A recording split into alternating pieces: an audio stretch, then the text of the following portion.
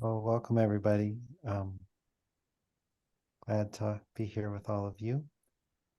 And tonight we're gonna explore, um, I think, a really interesting topic, given that we've just passed through Halloween and the Day of the Dead. There's often a notion that there's some veil that thins. And so this brings up the question, well, what veil is thinning? And it implies that there maybe are different worlds that we can be in relationship with. And very often practitioners of various fields, certainly in Chinese medicine, can often be understood as a bridge. There's in some way, there's a foot in two worlds. What worlds those are is something we can explore, but this is the invitation of being a bridge. And this opens up the conversation to a whole bunch of different territories. It could include looking at ancestors. It could include looking at access to shadow and history. It could include looking at what sometimes in Chinese medicine we explore as posession, which are ways in which our clients or ourselves are in a way taken over by something beyond our capacity to see clearly around. And so the invitation tonight is for us to be able to explore this. What does it mean to be a bridge between worlds? And in what way is this important in the practice of medicine? So with that, Lorie, did you want to share a little bit about how we want to engage this dialogue together? Well, I'm still taking in, Alexander, that question, when we speak about other worlds, and then what worlds are we speaking of, really touches me. Because I feel like over our past, it's almost like we've gained a sort of capacity as a collective to shift into this or through that veil, and our from the beginning, that's been in a certain way our intention from the beginning. The intention of this collective and our dialogues is not to come together already knowing what we're going to talk about. It's not like, okay, let's bring all our experience and our expertise and present, but rather to be present to what emerges in the field or the co-created field of our gathering. So just to kind of go back to that idea that the meta, although we have a topic and we always have, and this one in particular is very dear to my heart, this idea of, what can take over or kind of invade the heart space, so that whether it's possession or our epigenetic memory, or as we're seeing right now so acutely, the effects of trauma, the devastating effects of trauma, not just in our individual treatment rooms, but on a global scale right now. To look at that question together feels really important to me in this moment, and how we are looking at it. So this idea of coming together intersubjectively for a dialogue, which means that we bring our perspectives together and watch how they weave. Randine, wonderful that you're here. So again, just for ourselves, but also for listeners, that we are dialoguing in a particular way. We're developing a particular skill of communication, which we can call the intersubjective dialogue, which we can call a kind of integral presencing, and the kind of skills that we bring here to make this happen, and that we've been honing over months and I guess over a year now together, well over, is the willingness to not know, to begin by not knowing rather than knowing, to speak in a kind of presencing, to be present to what emerges in the dialogue and then follow the thread. So we're following each other's thread, letting these threads weave, and then watching what emerges. Speaking always from direct presence, not about. And so what begins to happen here is a collective meditation, a co-created field space of awareness, which allows for something to actually become present that isn't any one of us. As we attune both to our own intersubjectivity, to what I am in myself, my unique individuality, experiencing, at the same time tuning intersubjectively to the field that we are creating together. I think the only other thing I want to say about, this being present, not speaking about, following the thread, but also one of the things that this kind of dialogue asks of us is a willingness to be in silence together, to let the silence have its own subjectivity, and to be willing to pause. And for me right now, I'm in such awareness of the sacredness of the pause space. If we as humans could learn to pause, and what fills the pause with sacredness. So with that, Thank you, shall Lorie. we dive in to the Just wanted to, abyss? since Randine joined us a couple moments after we began, I just want to just sort of weave the theme back in, just to kind of help us all drop in and fly together. So with that beautiful introduction that Lorie offered, the invitation here is to explore what it means to be a bridge between worlds, the world of the ancestors, the world of things that are just simply out of sight, that may take us over, that we have no awareness around, but that as a practitioner, we have the role as being a bridge between what is visible and what may be for some invisible. And so the invitation is for us to explore that in the realm of medicine and helping professions. So with that, we can begin.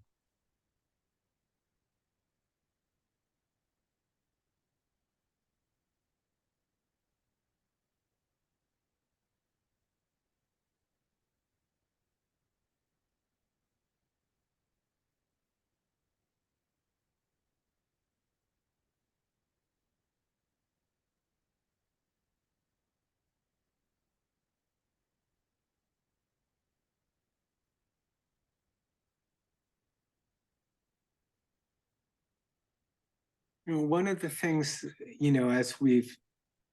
as I've been pondering the topic the last few weeks, is just, it's really coming in from a couple of different currents. in my own life. So one current is at having, even though I saw patients all day today, I'm only doing 1 day a month, and having retired from full-time practice in July and being done writing now, is sort of, deconstructing and seeing through the life that I spent most of my life building, and not working on self-authoring a persona or a person in the world, becoming less a mind and experiencing myself more as a soul, and shifting identity more to being a soul on a journey, in a deep time journey, with far less concern and far less attention on the fears and desires of the individual self-sense, and just a much deeper sense of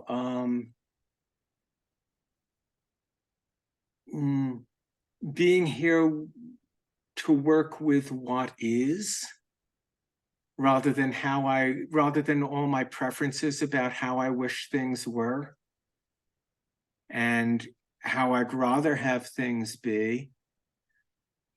And at a much deeper level, to experience as at 65 years old, the body starts to have issues.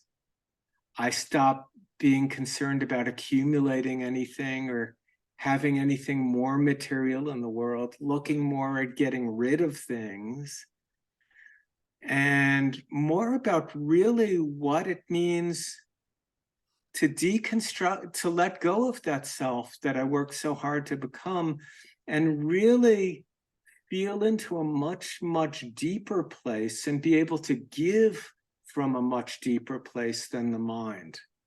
Having written these books and all these articles and given from the intellect and the mind, to be able to give from a much deeper source of self.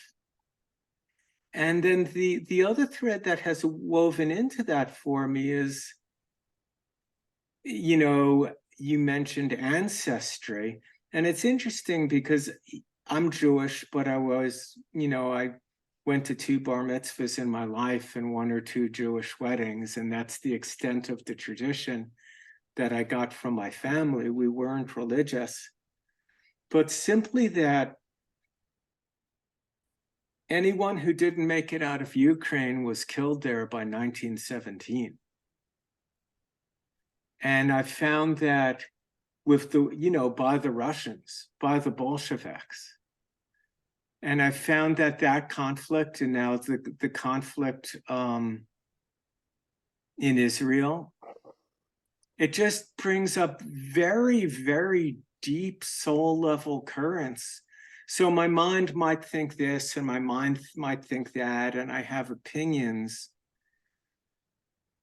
But letting all of that go, there's just a very deep sense of I've been here before and I've seen this before, and I feel deep currents moving that I can't quite explain.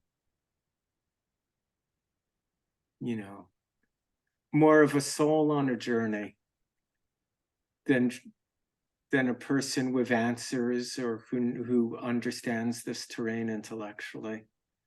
And just very interested in being here, but feeling very, very deep currents.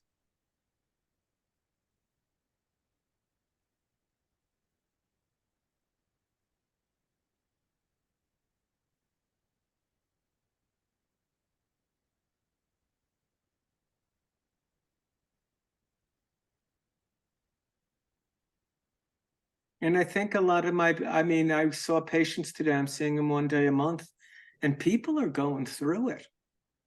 And a lot of people are displacing what they're going through on, I couldn't get anyone to fix my boiler, and I got a flat tire, and this, that, and the other thing.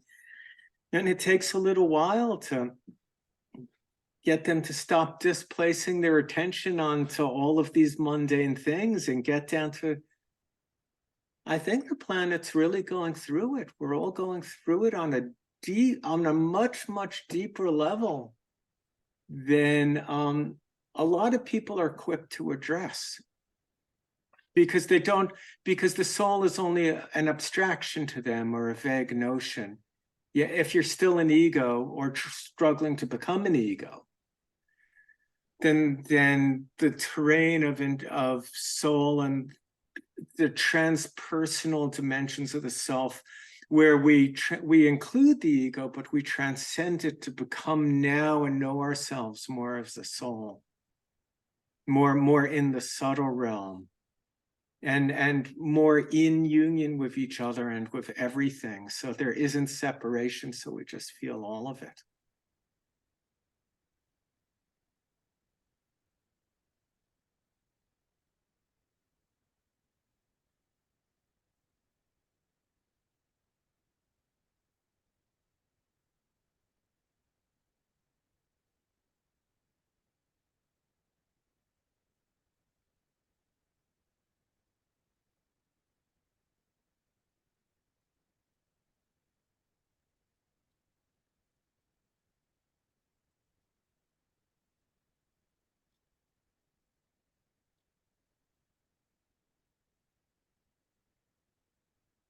I'm curious what everyone's sense is of, when you hear and feel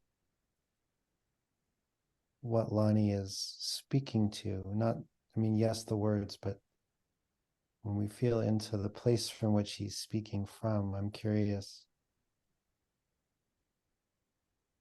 in what way does interacting with patients in such a way that you're coming from those soul currents, that you're seeing, in essence, you're seeing through a certain dimension of existence to another dimension of existence, not just in oneself, because if you're doing it in yourself, you're seeing it in your client too. I'm curious what all of your sense is around what's the impact of that? In what way does that create a bridge or have an impact?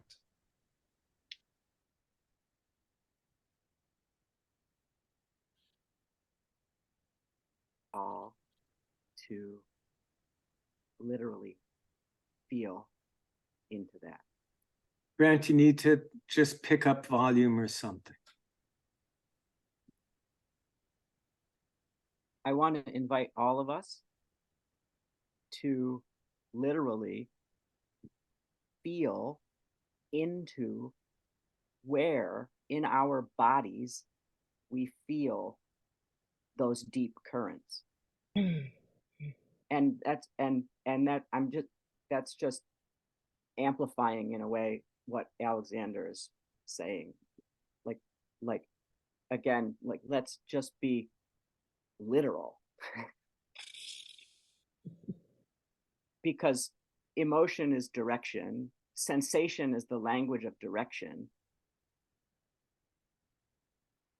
Direction is therefore, and sensation is therefore a language of emotion. And emotion is a soul language. Sensation is a soul language. Pre and post intellect together as a fluid kind of quality that's fleeting and yet visceral. And I just wonder if we can feel into that viscerality.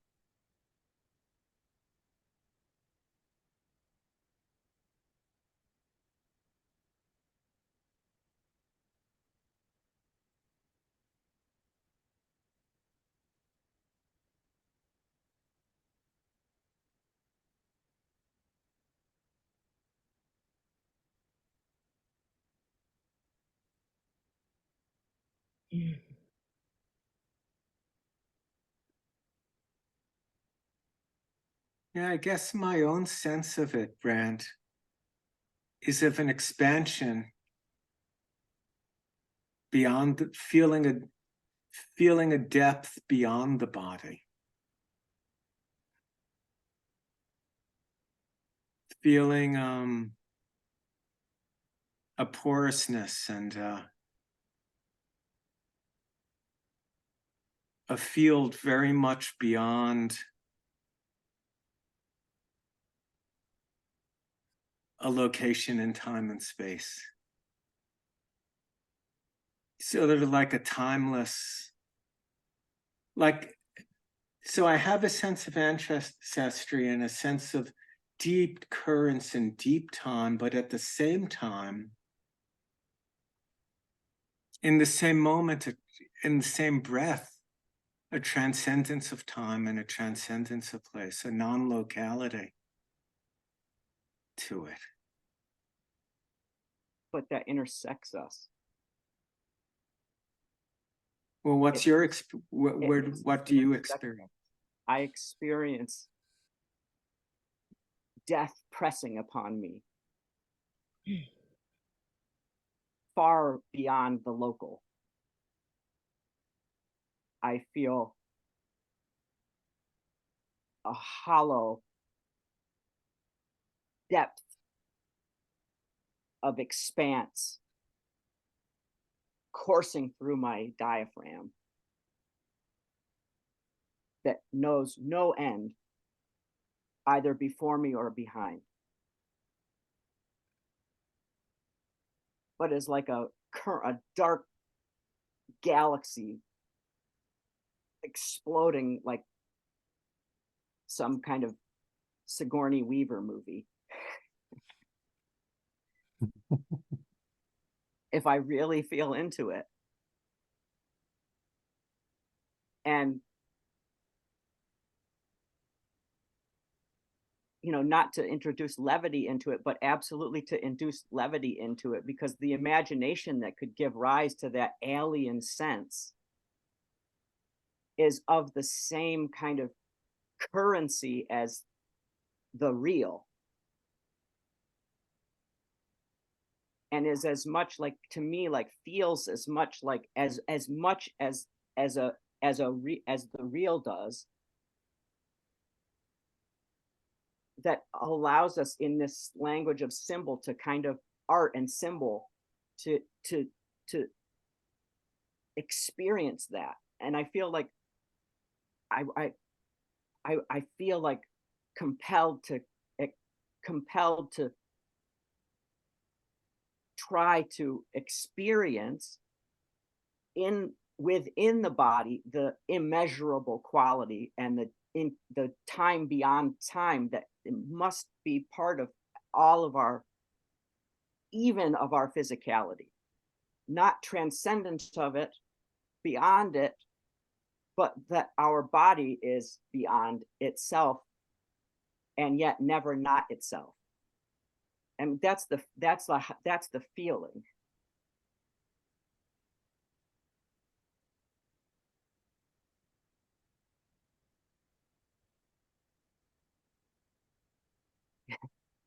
Your mileage may vary.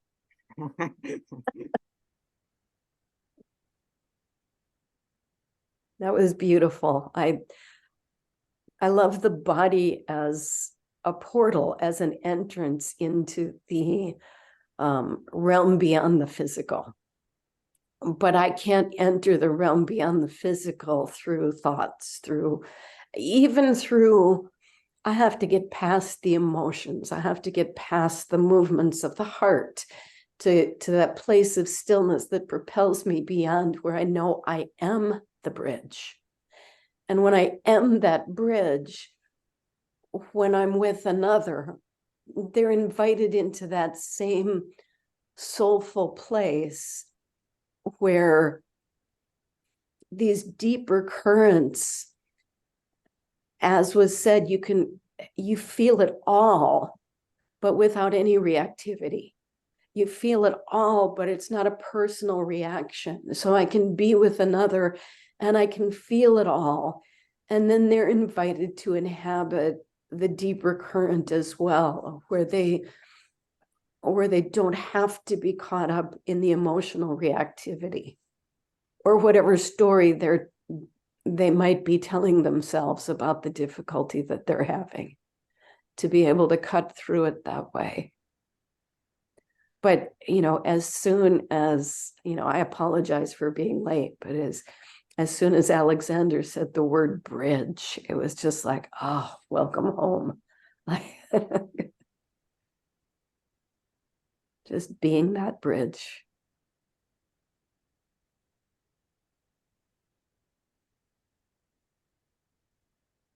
There's something about that that direct sense of luminosity that immediately reveals itself. It's like there's a way in which we could enter into that luminosity through the body, and there's a way in which that immediately is seen as luminosity within the body of the world. And so there's a way in which everything is already awake, or that which is awake is already awake and luminescent within all things. And in the context of a patient, there's that immediate recognition that they are these sort of, I get this image of like a treasure chest of gems, you know, like you might see in a cartoon where they're like shining these bright lights. And I don't mean this in a symbolic kind of way. The client is literally shining with awakeness, even as they may be, you know, crumpling under their own fear or dread or any of these things that any of us can feel. And so there's a way in which there's like an immediacy to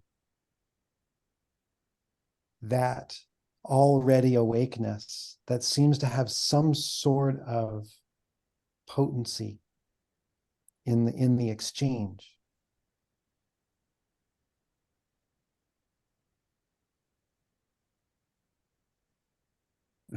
Like that you mentioned the term luminosity, because that's, I primarily function in my clinical practice as an herbalist in a certain way by prescribing cinnamon especially.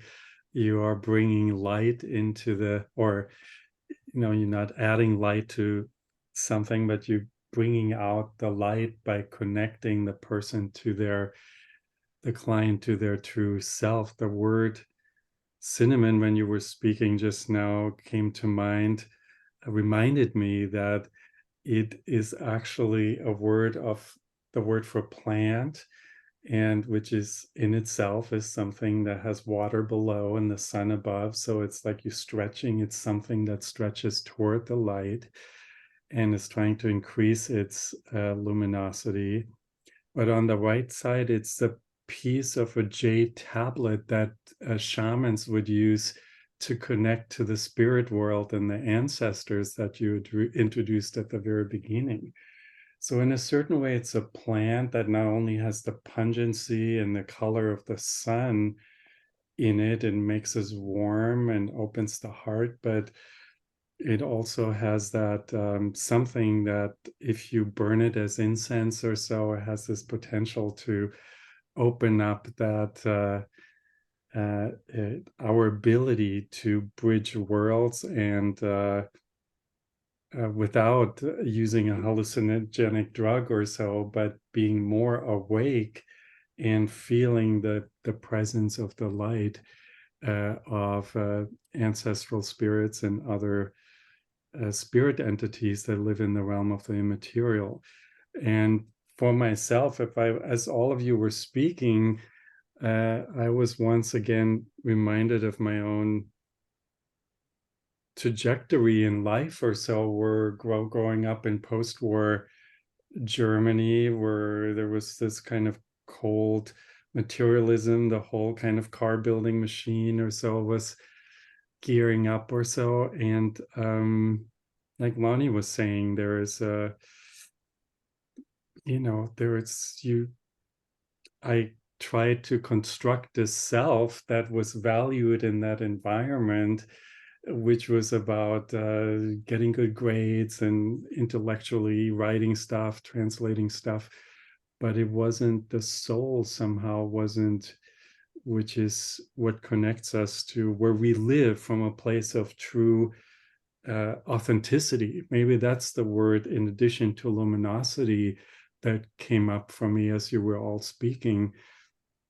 It's my main Taoist teacher. He always loves to use the word Zhen, which means true, but it really means authentic, meaning like we are right here, right now, and this moment is real because we connect on this soul level. Our luminous fields are connecting rather than it's just the mind that can be trained and has all kinds of prejudices. So I mean, for me, whether it was the journey to China and the United States later, was always sort of a trying to look for something that I didn't really understand, but there was a great degree of physical suffering that I felt.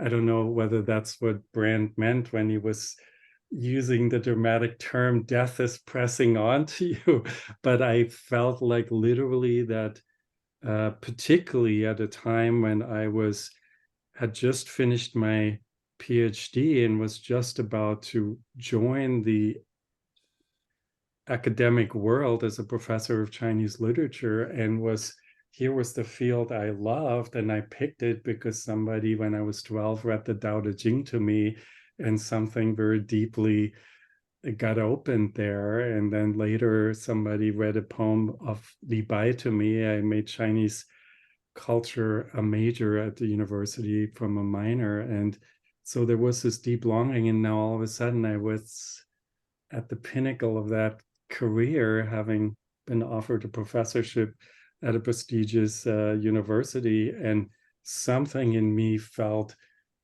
not just terrified but disappointed, because I felt like this is not the luminosity and the authenticity of living, that being in a room full of people who would talk about from their mind about what kind of what the history of China was, and what this particular character means, and what the symbol of such and such is in this novel.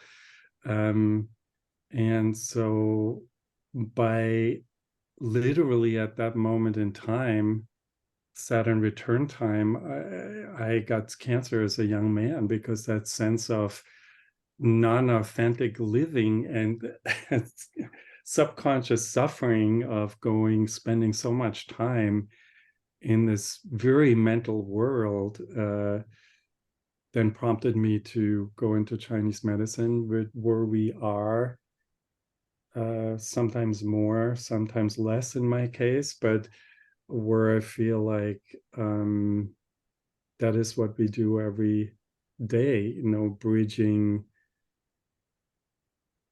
not just our ivory tower world with that of the patient, and helping them hopefully to move forward in some ways, but also bridging those two different sides of myself, where a more authentic unity seeking self on the soul level is where you're acting from that place, and as a result of it, everything you do feels right. That's what Zhen means to me, rather than you're having a conversation about an intellectual topic with friends and everybody agrees because we have the same opinion.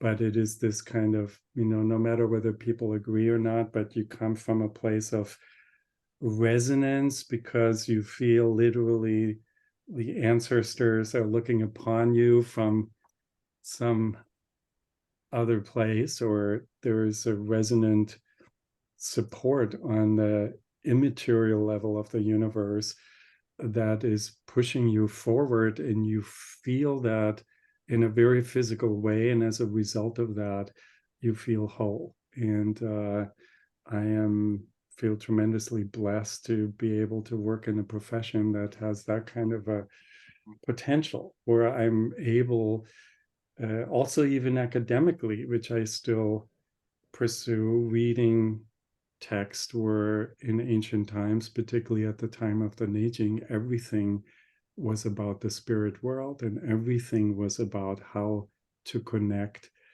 to the realm of the immaterial. and how the very meaning of classic actually was that anything else was excluded. Anything else that's purely technical or so is in other kinds of books that are called other names, but the books that are called Jing or classic is this timeless longing of the human being that I think we all described here from different angles. So, yeah.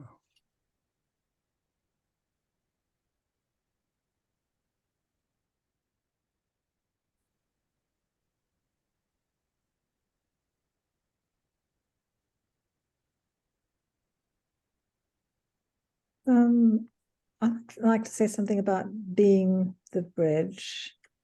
I feel like we have in the practice room an opportunity to, within ourselves, literally bridge that gap between the theater of this reality, which appears real to most, and something deeper.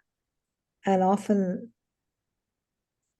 when the patient comes and you're listening to the story is all part of that theater, and maybe you take action from something you've learned, stick this needle in or that, and then there's an opportunity to relinquish doing, and something arises which is a more appropriate action, and it arises because you've kind of let go of taking action to resolve the problem or play a part in that movie or theater of what's going on, and are able to listen to that still small voice that says, this place now. And I think I feel like the medicine allows me to bridge the gap between my left brain and my right brain, and allows something to arise from deeper, who knows where, another world, ancestors. Sometimes there's a feeling of a presence of others in the room. Maybe when somebody's trying to get pregnant, I've felt that.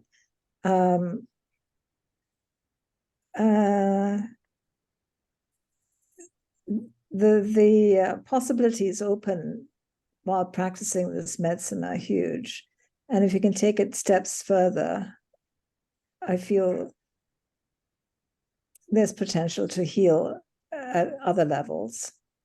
And I feel blessed that we have that possibility to think that way. Often we are also dealing with trauma and inherited trauma, and the medicine also has inroads into doing something like that.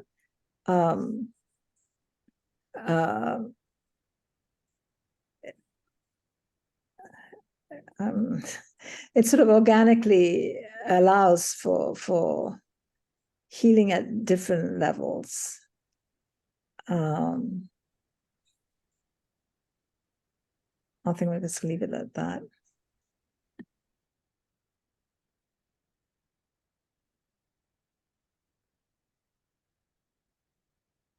When Brandt said,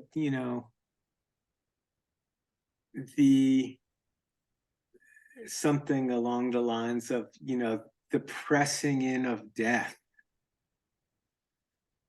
which is something I was saying about, the starting to become more a soul than a body and a mind. And the awareness of mortality, like a deep awareness of mortality, and feeling these currents of the ecological crisis, the fact that really we're possibly in 2 world wars now, or on the brink of 2 world wars, the feeling the strands of ancestry and the suffering of my ancestors, not just Jewish ancestors, but all the warring parties in the Middle East are children of Abraham. They're all brothers and sisters. and feeling an incredible,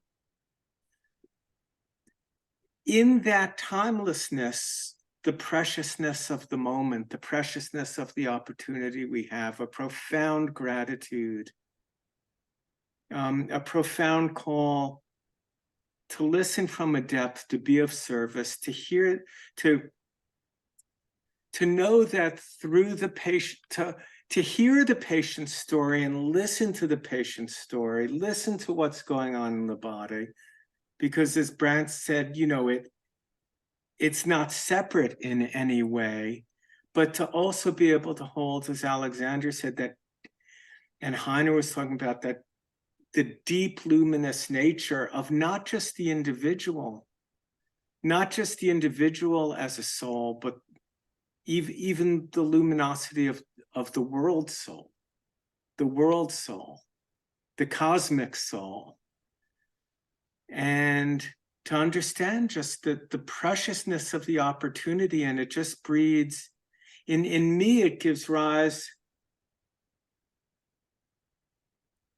to an urgency and also a very deep compassion to be able, because frankly, I mean, it's my experience, which is probably shared by many of us, that in a childish way, the answer to all of this seems simple, which is just that we're all one, we're all brothers, stop killing each other, take a breath, listen, there really is nothing but love. And on the other hand, feeling, what can I really do on a global scale? What can I really, I mean, the answer's so clear. And as an individual, what can I do to impact? And in the treatment room, there's the opportunity to listen from that depth, to speak from that depth, to create all the space and hold everything in the biggest loving embrace in the world. And beyond that, there's a sense of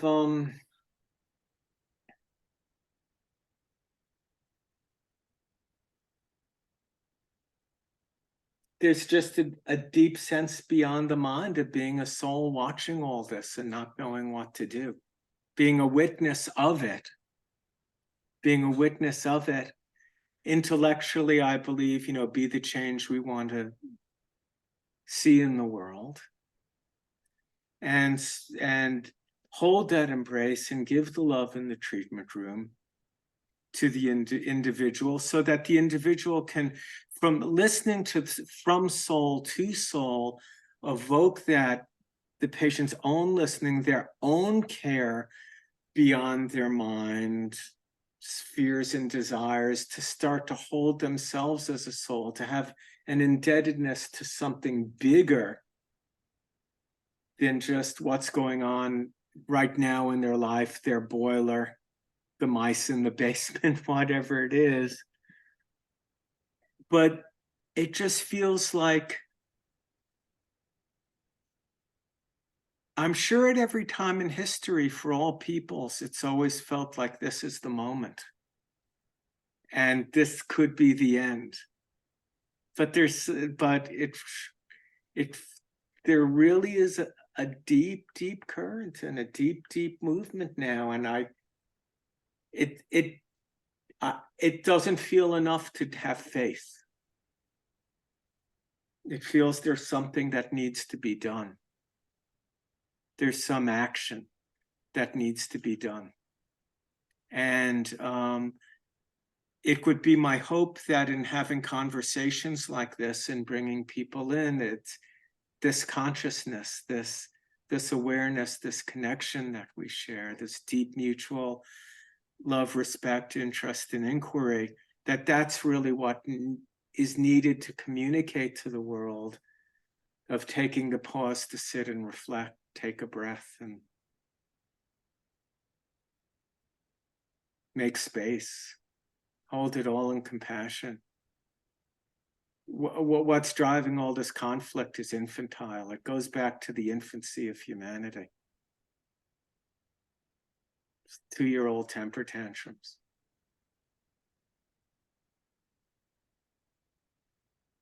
Well, and I think also something Lorie was speaking to, that, you know, trauma is a mighty force in how it can wall us off from these deeper dimensions of being. And, you know, one of the things that I find remarkable every single day when I'm working with people and doing shadow work is that the meanest, cruelest voices in people's heads, if you approach them from the soul and you ask them what their intent is, if you ask in the right way, from the right place, it always comes to a positive intention. I'm talking the meanest voices in someone's head that are saying the worst things, that if this were to take over the self, they would be the person fighting in the war. When the soul knows how to ask the questions, because the soul sees the truth of that deeper light inside of the bad behavior, inside of the cruelty, and sees that that part of the self is actually trying to help the person not be vulnerable because of trauma. And time again, I've seen the meanest stuff completely transform and get on board as a dimension of the soul because it discovered its own true nature. And so again, it feels like there's some kind of power in bridging when those currents are what are foregrounded and called forth in someone who seems to be shrouded in their own darkness and twistedness and trauma and pain. There's like a coaxing forth.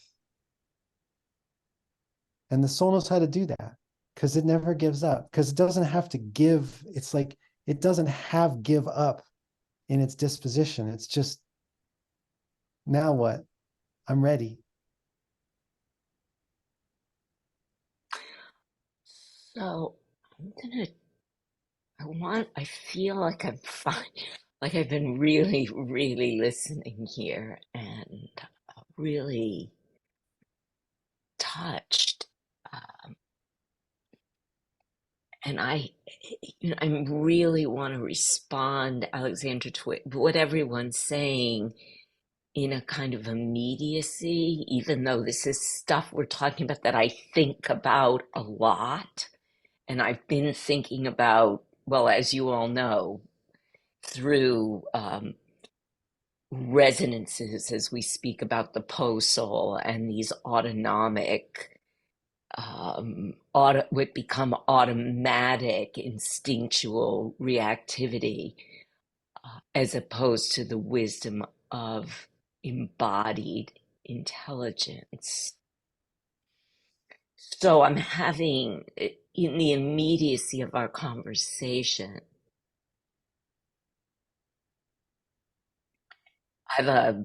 I think what's pulling me is that we can say all these really wonderful things about the soul.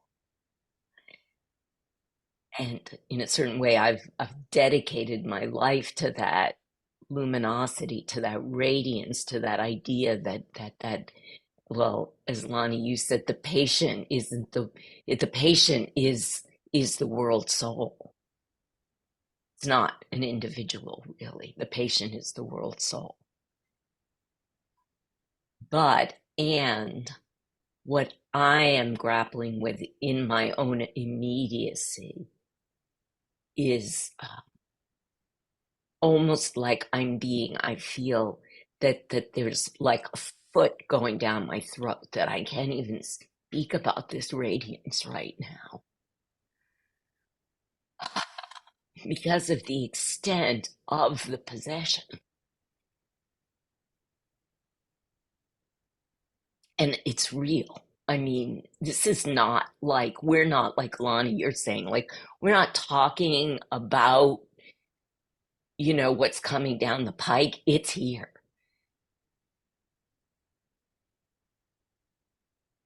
So, you know, in my own understanding here of trauma, which is for me an epigenetic inheritance, you know, I mean, let me see. You know, trauma for me means the Shen has left the heart space. You know, trauma means the Shen, they've gone, you know, the spirit has gone back to the stars because whatever is being carried is so beyond carrying. And then once that Shen leaves its residence, the monarch is in the stars rather than in, you know, my individual heart space. We are very, very open, you know, to what, you know, we can say our possession states.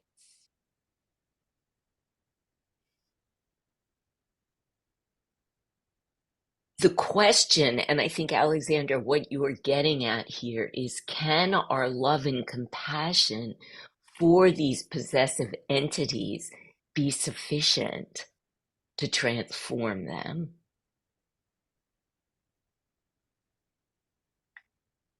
I mean, this is not, you know, this is an ancient question. You know, we're not just talking about this tonight. It's like, can these energies be transformed through our presencing, through our willingness to see them and not, you know, just exile them as hateful? Or are there energies, are there actualities, you know, that whether it's in the treatment room or on the planet, that need to actually be, you know, and I think, Heiner, you've spoken to this. Are there gwei, are there entities that are not transformable?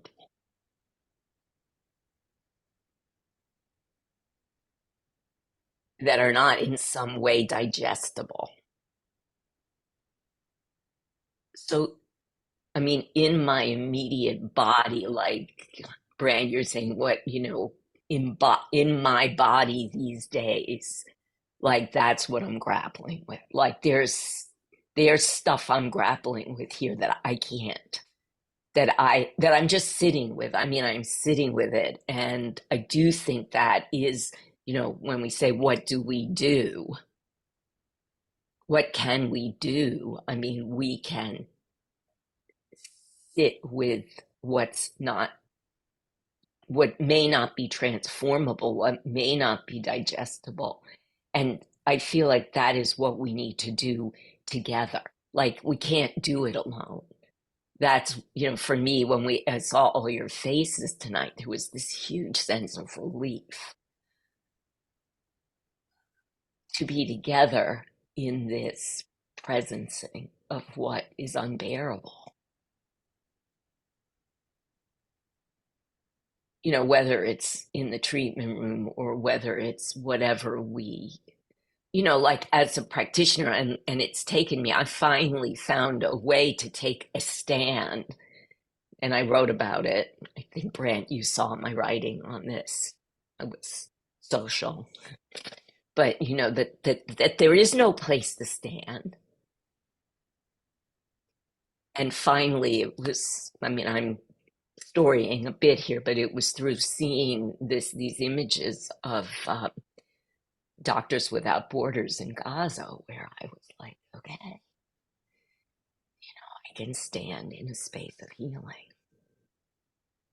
which is a non-dual space. It's a space of wholeness. It's a space of, you know, so from that space, how do I stand in wholeness with what may not be transformable? I think that's what I would put out into the field.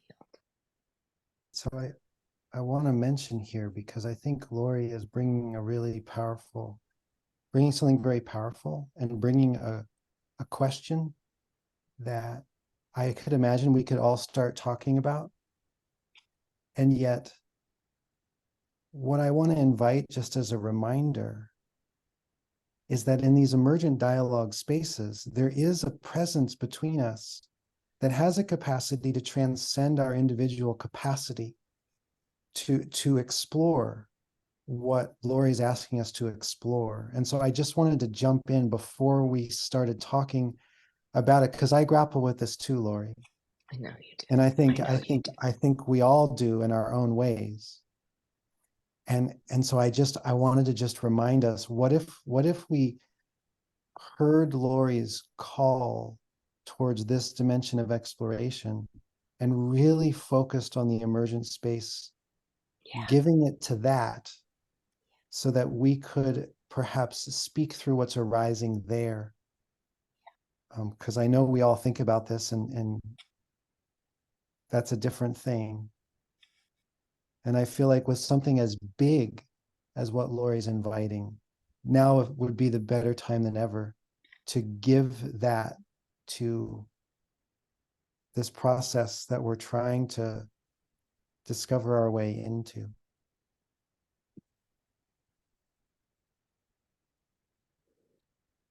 What comes up for me is the sense that in all of this pain, the ancestors are present. And there's such a sense of closing in because of it. And being present in that pain, feeling that pain with the ancestors, with the possession states that do feel like they're closing in.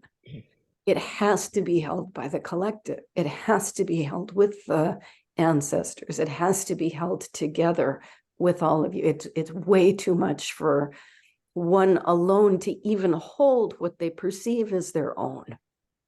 Right.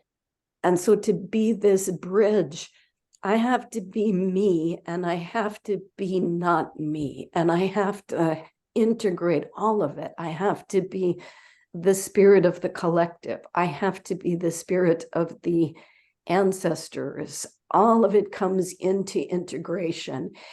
And in that immediate presencing of that pain, something is so alive in the midst of it that can't come alive in any other way, because this is what needs to be transformed.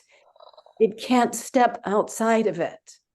It has to be so immediate in the midst of the pain that that luminosity comes through in the pain.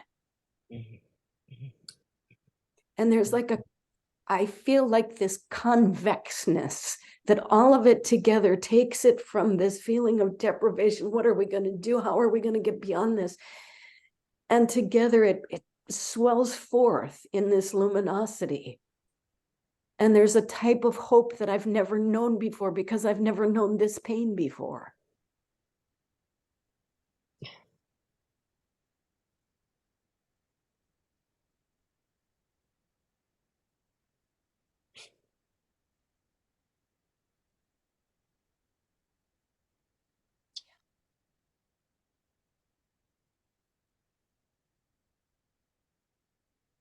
Means to carry all beings.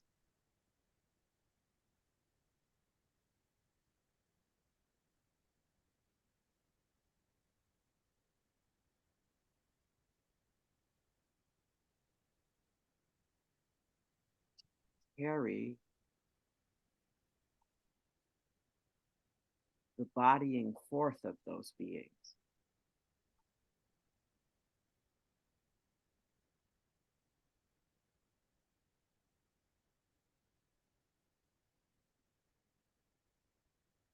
And to be so totally with the longing of that bodying forth, the longing as the luminosity that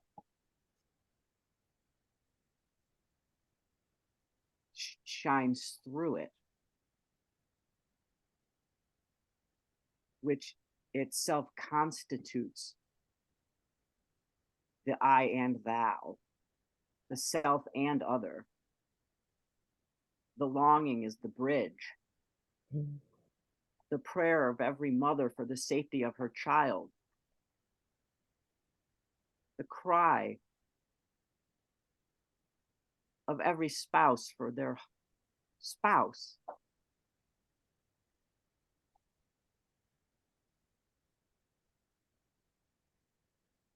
The touch of the ancestors longing to speak through and be with and live through us.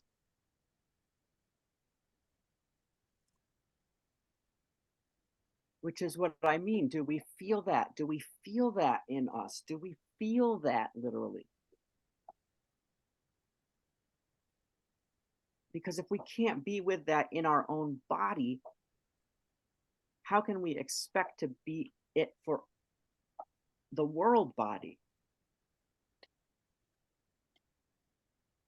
And until we can experience the world body as readily as we experience this body, as directly, as a direct perception of these resonances that are not just correspondences or just metaphors, but are a total fabric of life.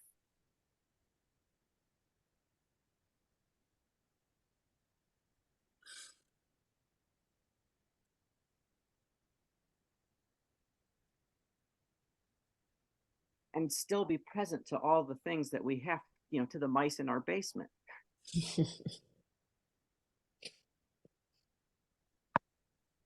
Knock on wood.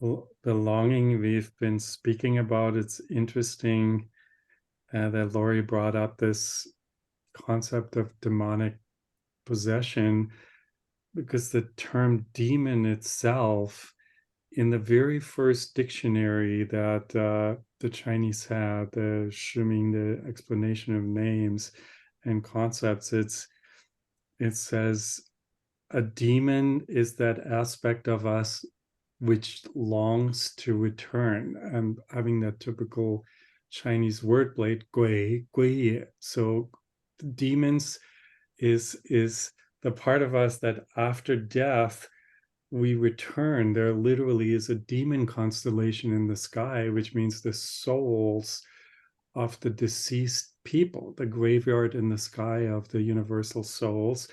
And they are from a Western perspective, in the Tropic of Cancer, so right where the heart is on the holomap. So there's that's why the heart is sort of the portal from where we want to connect, where we want to bridge, where we want to return home.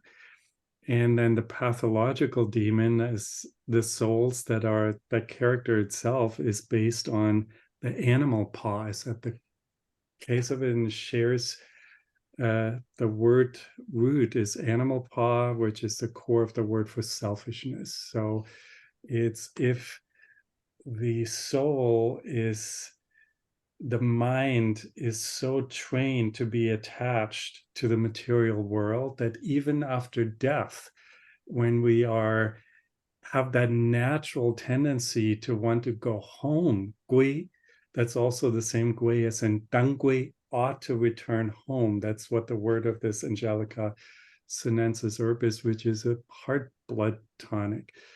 And so helping us to return home, helping the spirit to be anchored and be present. And so if even at that moment that disembodied soul wants to stay attached to the dead, to the world of the material, that then becomes a demon that haunts the living. And then by extension, of course, if we live a life that is with selfishness in the heart, and that's not focused on being a in service, which is, we could use another word for that, being the bridge to for ourselves and others to this other realm, then we kind of stuck on one side of the world. That also, when Lonny was mentioning the action or so, is I found that very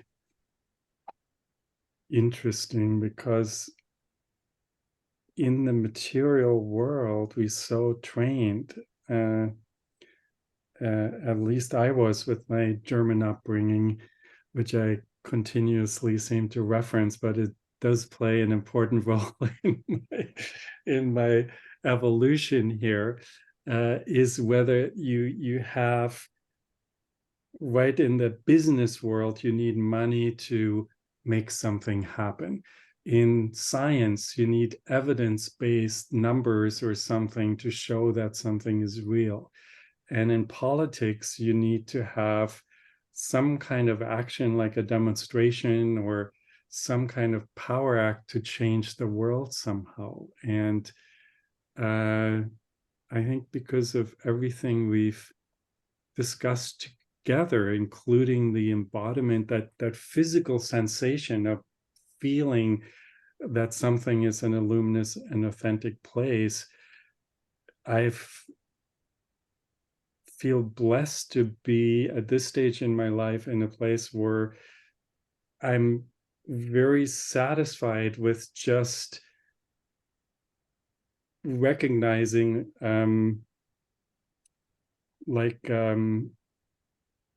Lorie said, the patient is the world soul, to be in spaces where there is that longing, at the very least. Sometimes the patient doesn't know it, but that longing to connect and bridge to a different place, and some kind of unwritten agreement that I feel like, as long as I'm in an authentic place and can act and speak and even find my remedies or listen from that place, that at that moment,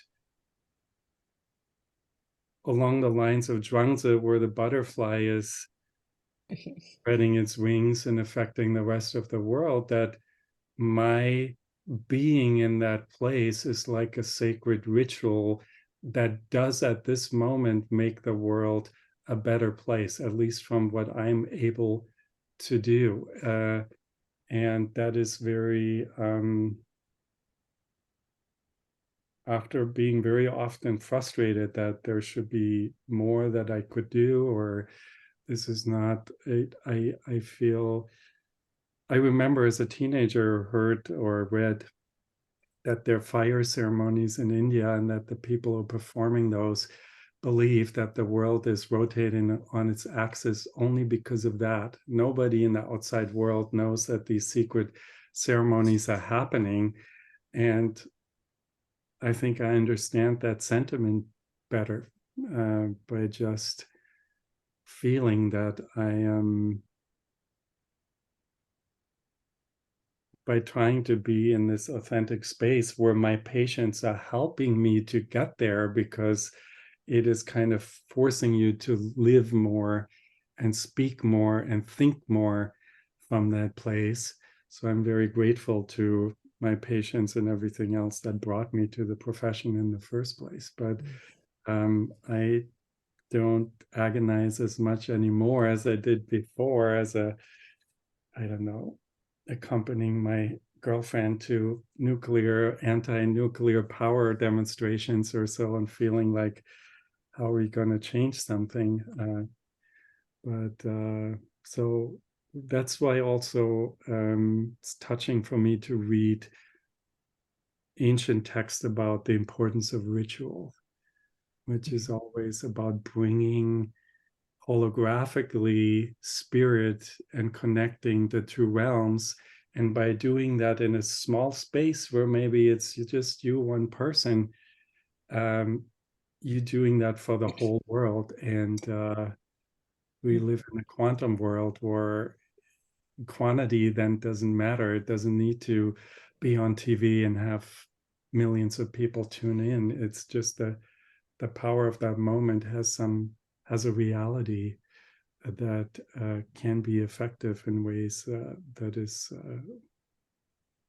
way beyond what we as individuals or our egos can achieve.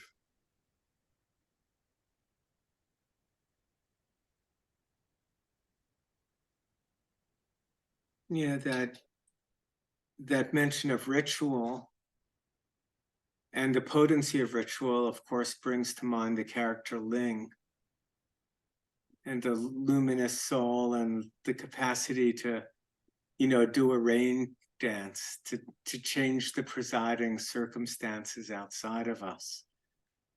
And Lorie, I was struck when you were speaking about, are there possessions too big to transform? Are there pains too big? Can it just be too much? And I think for the ego, it can be too much. But what Alexander said is very much my experience, that the soul is just a striving toward union. I just experience the soul as a striving toward union, and the soul, as I become more a soul and relatively less an ego, my experience is of a deep time perspective. And of course, I don't know I'd like to be optimistic. I'm certainly not pessimistic. And I'm not sure I'm optimistic, but I am pretty hopeful. But looking, I don't know what's going to happen and where we'll be in 100 years, given, what scientists are saying. But there's I find the soul's view is just, my experience is straight ahead, damn the torpedoes. I'm going to be the influence of love and light in this world, and we'll find out how far we get. And I do have a deep sense that the cultivation of virtue isn't for a specific outcome, that the relating from the soul, giving to the soul, I just feel in the soul a potential to digest all of it, to transform all of it, to turn all the poison into gold. And I don't know what other position I can take than that, but to swallow the world's suffering and emit as much light as I can, to transform as much, and we'll find out. Yeah, But to eat the poison and digest and transform that into whatever amount of light I can while I'm here, while I have a breath. In John Coltrane's world, in John Coltrane's words, there are lots of dark forces in the world, but I want to be the force for good. To give ourselves to that. I don't know what else to do. I can't entertain the possibility of there being any darkness too big for light to overcome. Even though it feels that oppressive in that way at times.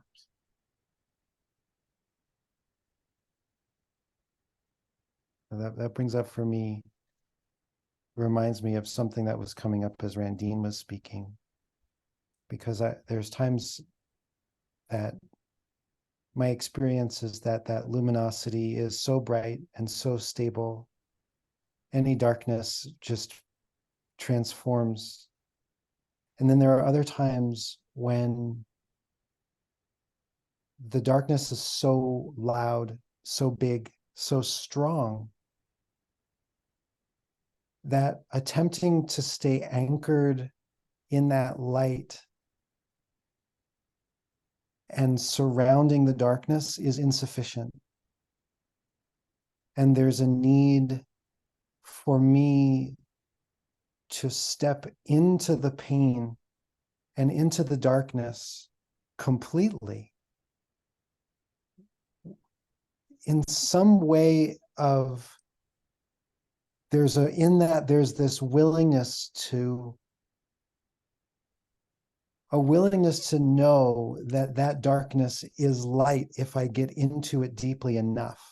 And that somehow that can't happen if I'm at a distance trying to transform with a soul flamethrower, which works a lot of the time.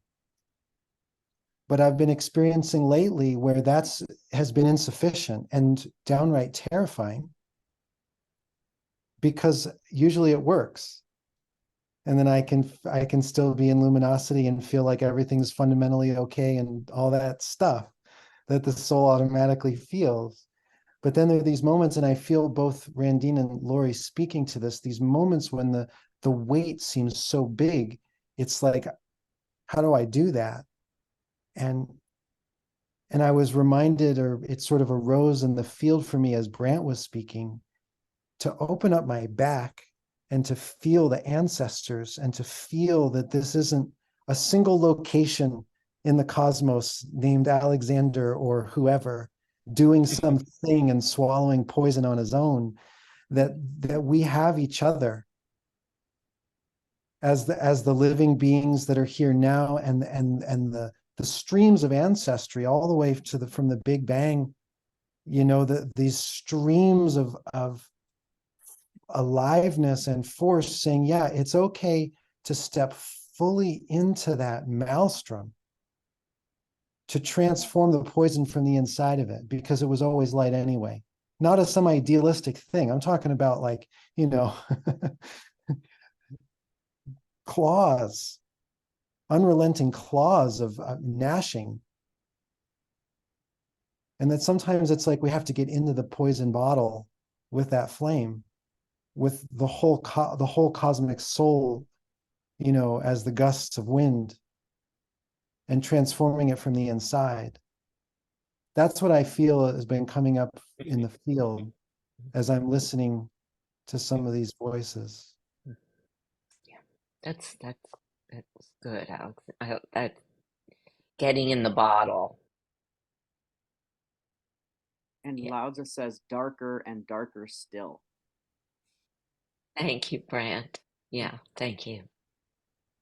Yeah, because I do want to say I do want to speak to a care around extreme preferencing of luminosity and radiance. That too has a dangerous other side or backside, as we could say. So darker and darker still. Yeah, thank you.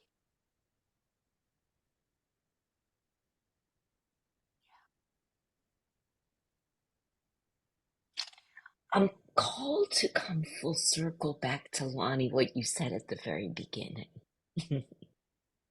One of the things you said at the very beginning, when you said,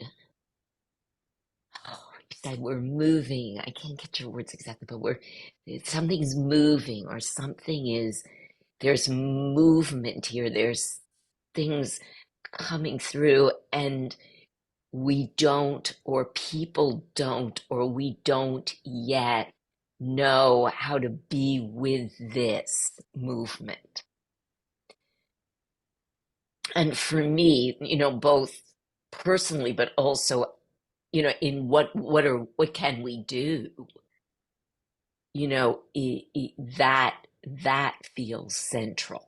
It's that not people out there, but and then the people that I work with, like all of us, we don't know how to move through this because this is unprecedented.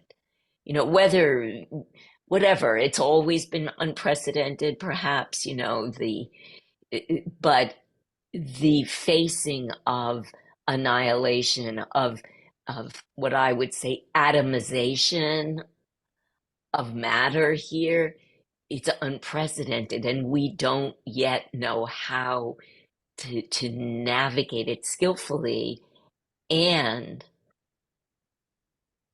I do feel like where my faith lies is in this. My faith lies in this very, very practice that we're cultivating here. You know, in this, whatever this is, and that wherever we can cultivate it, wherever we can be devoted to this presencing, as you said, Alexander, the wisdom of the field as opposed to the individuals and their perspectives, that's ritual. You know, that's the potent ritual of this time. Whether it's with our patient in the treatment room or here or wherever we do it, that feels like the place where I can feel a stand. You know, I can stand in that with absolute faith, which It does bring to mind to me, you know, that journey through the upper kidney points, dark through the valley, dark gate, walking on the veranda, soul burial ground. And then we come to surrounded by elegance. And there is something to really having to step into the darkness, which brings to my mind just the trust of that process, the trust of the dark night, the trust of not knowing, the trust in renouncing the mind, renouncing the ego, renouncing those harsh voices of the superego, and willing to take that soul's journey down that dark river with no guarantee, but still faith in the positivity of the process, faith that I can let the mind go. I can take this dark journey. I've taken it before 10,000 times. And a faith that something will come from giving myself from ourselves to the unknown, that something will come, that something will present itself.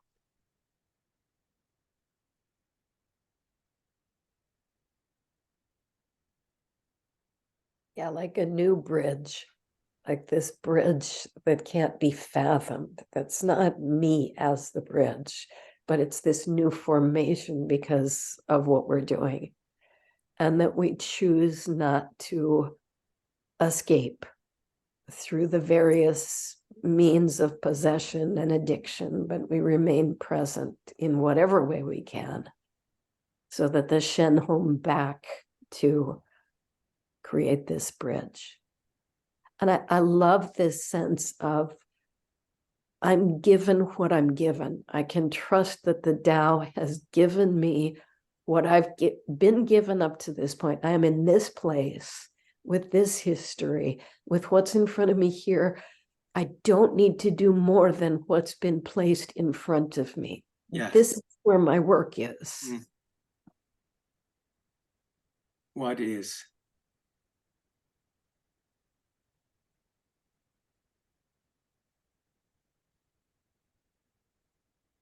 And I do want to say, because it's been very present for me throughout our entire conversation this evening, that part of what is, at least in me right now, is this sort of, I keep thinking of the word atomization, like a disintegration. I don't want to talk about this. It's really a present feeling, even as we talk together. In order to do this that we're doing, there's a kind of surrendering of this old structure and allowing into this other way of being present to the world as just a dancing field of molecular energy bits.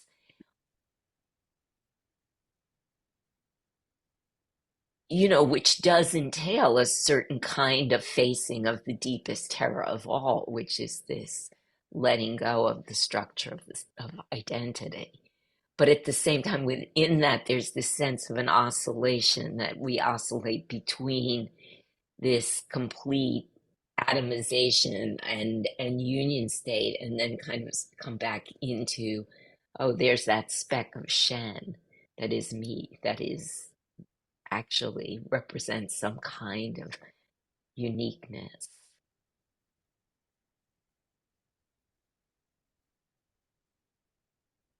So learning to do that perhaps is the doing.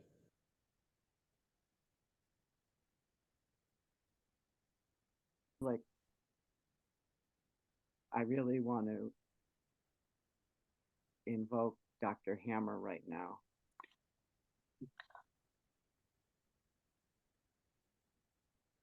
And his fundamental concept of contact to stay intact,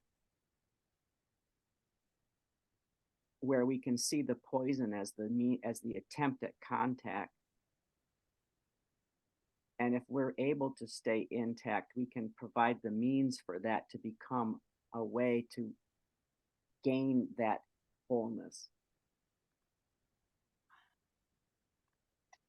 And that's always a movement between where we're resourced and where we're meeting the other, and the cosmic other, and the environmental other, and the insulting other, and the supporting other.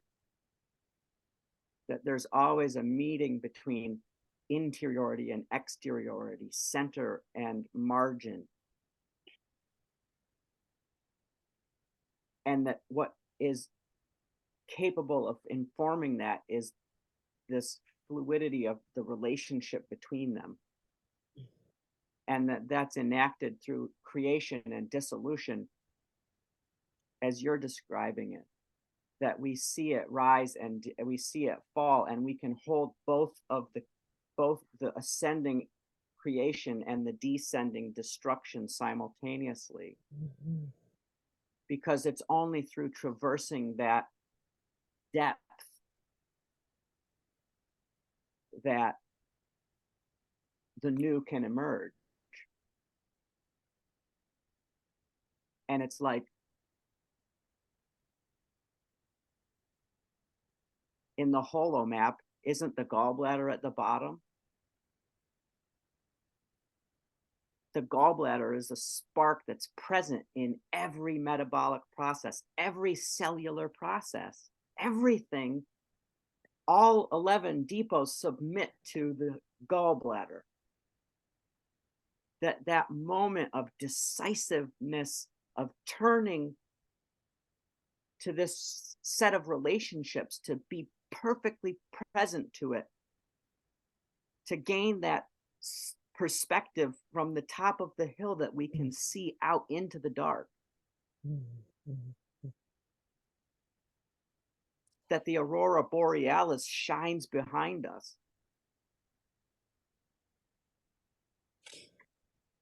And we can realize that that's all contact between nested centers and peripheries and resources and attempts to bring things together again. And it takes a spark.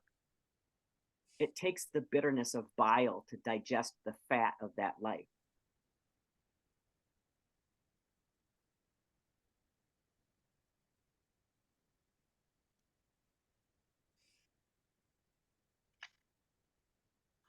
Well, I think we did it.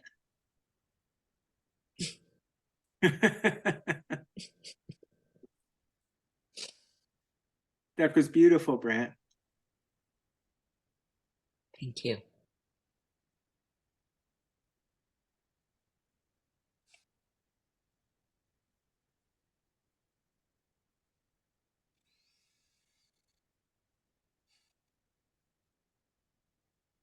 I mean, we kind of agreed we were going to do things for an hour and a half. If I didn't say anything, I mean, we could go another few days. Right? Feels like we're just getting started. We're just warming up here. Okay, now let's have the real dialogue. Oh, very beautiful. So I'll be together. Thank you, everyone.